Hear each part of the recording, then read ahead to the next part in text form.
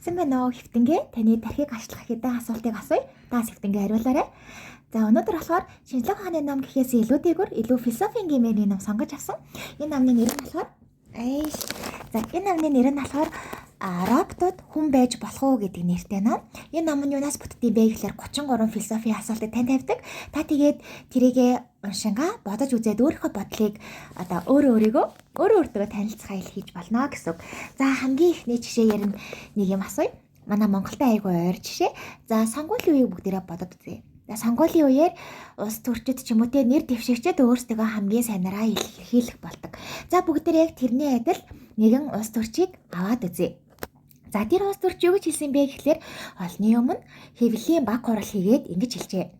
За би залуу наснаа ч юм уу те энэ амьдралдаа эхнэрийгээ хуурч байсан удаа те би эхнэрийгээ араар нь тавьж ясан. Гэхдээ миний энэ хувийн амьдрал бол улс төрийн амьдралтаас ч юу ч хамаа байхгүй. Би бол эхнэрээ хуурдагч улсаа хуурахгүй ч юм уу те. Эхнэр юу юм бэ? Арт хүн бол илүү штэ гэдэг ухааны юм хэлдэг байхгүй юу? За тэнгуут нэг эндээс парадокс буюу тийм сонин асуулт гарч ирж байгаа.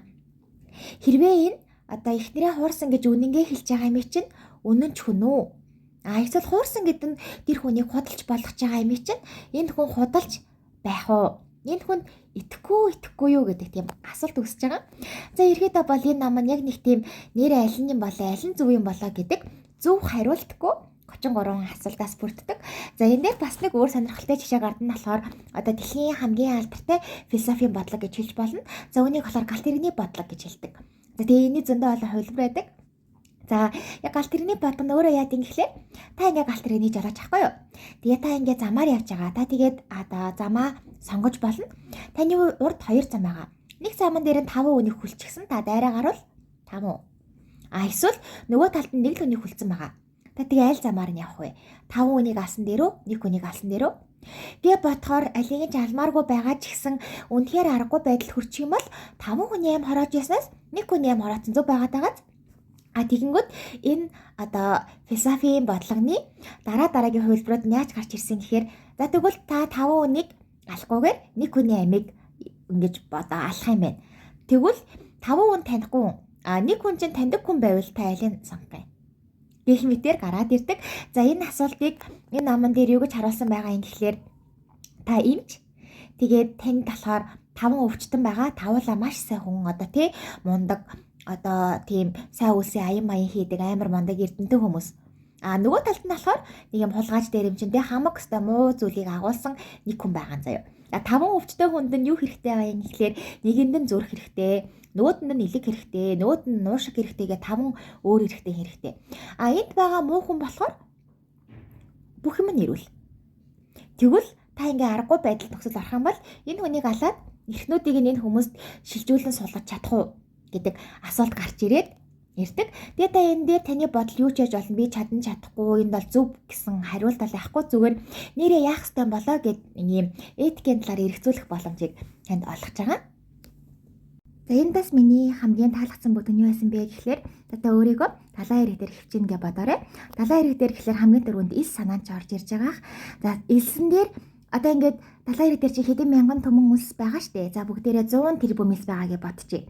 За тэгэнгүүт нэг ширхэг илсний нэг жижигхэн ширхэг аваад өөр газар руу зөөчих юм бол хинч тийм илсний дээр илсний тоонд ялгаа орсон гэж харахгүй тий. Тэгвэл 2 ширхэг зөөчээ. Бас хинч мэдэхгүй. За 3 ширхэг илс зөөчээ. Бас хинч мэдэхгүй. 4 5 6 7 8 гэх мэтээр зөөгөлээ. Хинч мэдэхгүй тий.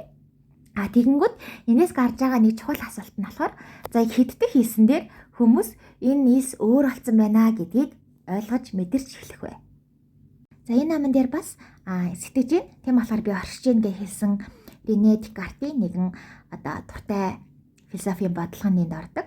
За тэр нь юу юм гэхлээр би өөр дээрээ жишээ авъя л да. Өнөөдөр яасан гэхлээр нэгэн төвчрэлтэй өдөр байлаа. Цас орсон болохоор альтаргаатай байлаа. Унтгаа шахлаа, маш завгүй байлаа. Тэгээд нэлээд бас ядарлаа өслөө. Тэгээ би гэртээ ирсэн чинь гэнэт би амар халуун газар ирчихсэн. Уумаар байгаа коктейлээ уцсан. Нёхго жаргалтай, тийм тайван байж гэж зүтлээ. Өөрөөр хэлбэл би гэртээ ядарч орж ирээд нэг мэдсэн чинь тийм гой газраар явж ин гэж зүтэлсэн.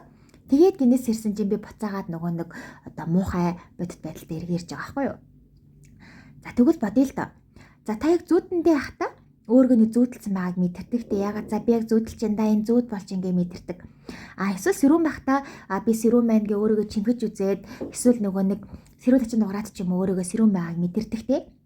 За тэгэнгүүт та одоо ингээд их бидний амьдрал бас л нэг тийм том зүүд байвал яах вэ ч юм уу те. Эсвэл ер нь бид яг зүүдэлж байгаагаа зүүдлэхгүй байгаагаа яаж ялгах юм бэ гэдэг асуултыг философичд нэлээд удаа бодсон байдаг. Тэгээ бас энэ дээр мэдээж хариу байхгүй. Тэгээ одоо яг бас ингээд бодоод үзэнгүүт би яг одоо зүүдэндээ ингээд бичлэг хийгээд байгаа ч юм бэлөө. Тэгээ би хідээс ирж байгаа ч гэсэн одоо магадгүй дахиад зүүдэн доторх зүүд ч юм уу те. Inception кино шиг бас яагаад байж болохгүй гэж санаа гаргадаг. Тэгээд нэрээ ингээд бодохоор зүүдийг яг зүүд амьдрал хоёрыг яг юу салгаад байгаа. Тэгээд амьдрал гэдэг чинь өөрөө нэг зүүд байвал яах юм бэ гэдэг асуулт маш томор уран гарч ирж байгаа. Тэгээ энэ намыг хэн уншвал сонирхолтой зүгээр вэ гэх юм бол би бол хүн бүр гэж хэлнэ. Ягаад тэгэхээр хүн болгоны тархинд зөндөө олон бодох асуудал, стресс зөндөө их зүйл байгаа. Гэхдээ хаяа ч гэсэн нэг юм сонин одоо амьдралаас хол гэмээр зүйл бодоод тархиа хэсэг зур сэргээх нь айгүй зүгээр юм болоо гэж би бодож байна. За тэгээ ихтэйгээ сонсонд баярлалаа.